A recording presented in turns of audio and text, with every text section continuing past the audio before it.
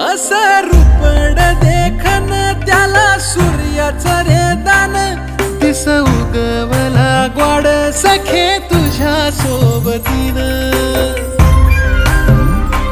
असं रूपड देखन त्याला सूर्याचं रे दान बोलणं मधाळ र तुझं दिसण निताळ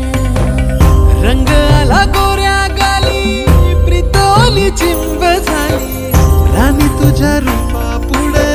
ठेंगण आभाळ